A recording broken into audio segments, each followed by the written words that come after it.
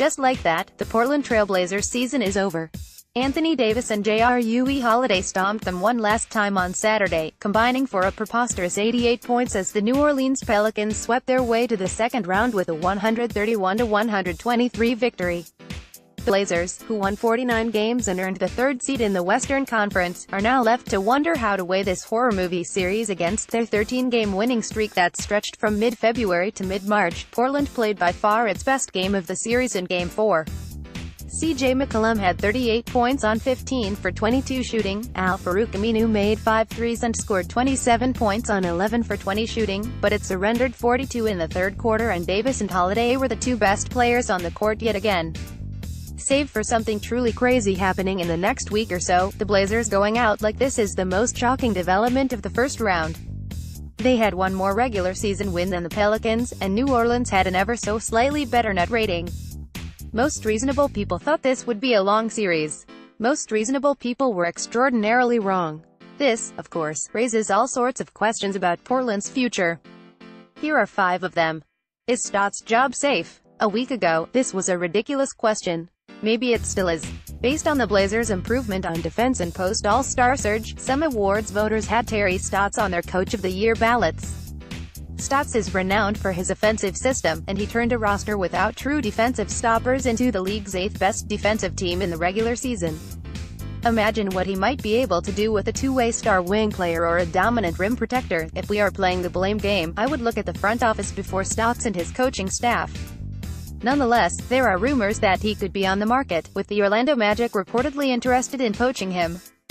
Perhaps owner Paul Allen and general manager Neil Olshey will simply decide Stotts' playoff record 12-28 in his career, 11-24 with Portland, and the team's 10 straight postseason losses mean that someone else is needed to take the Blazers to the next level.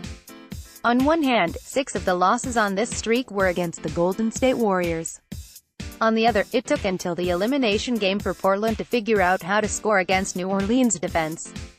I suspect firing Stotts would be a mistake, but the team could go this direction if it decides against a roster overhaul. Which brings us to, could McCollum be on the move? During the Blazers' February to March streak, the the backcourt faction of their fan base was quieter than ever.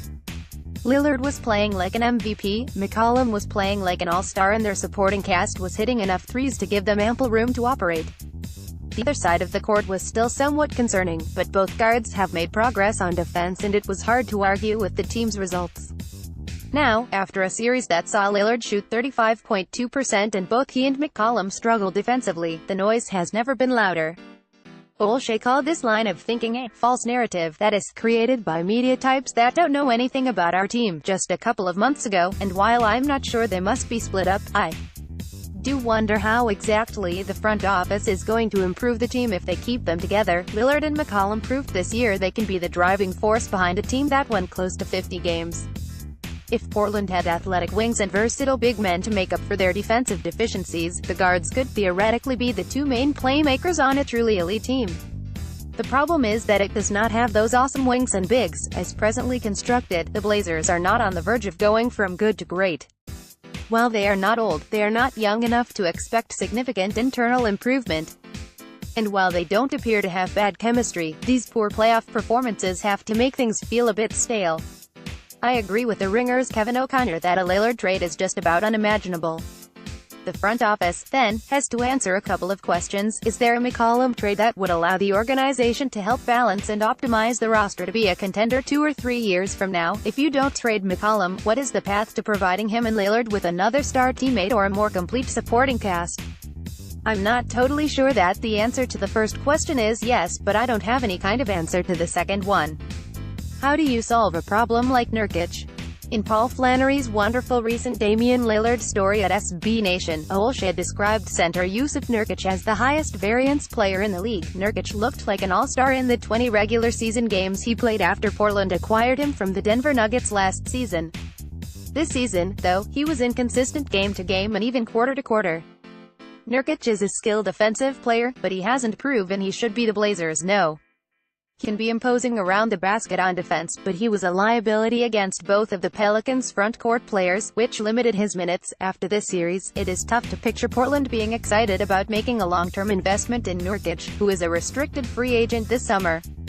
If it doesn't, though, then it will have to watch him walk. Losing a talented 23-year-old is not ideal for any team, let alone one that is trying to break out of the murky middle of the Western Conference. What about the rest of the free agents? Ed Davis was a per-minute powerhouse this season, and he will be an unrestricted free agent. Pat Connaughton and Shabazz Napier will be restricted free agents. It is unclear how much the Blazers will be willing to pay to keep these guys, and their 2016 spending spree has left them way over the salary cap for the foreseeable future. Which brings to perhaps the most important question: what does ownership want? Allen shelled out a ridiculous amount of money in 2016 so Portland could add Evan Turner and Festus Ezeli and retain McCollum, Alan Crabb, Maurice Harkless, and Myers Leonard. The spending spree looks ridiculous in retrospect, and if Olshey does consider trading McCollum, you'd have to think either Turner or Leonard's contract would be attached in any potential move. I'd love to know just how much Allen holds Olshey responsible for the team's current state of affairs. The Blazers are in a tough spot because their core seems to have a clear ceiling and they lack the financial flexibility to upgrade it.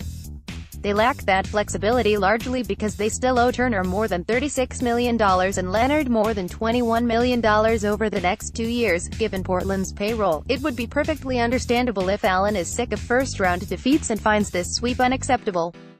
Maybe he wants to see some sort of Toronto Raptors-style culture reset. Maybe he will give Olshey a mandate of either shaking up the team or making a coaching change.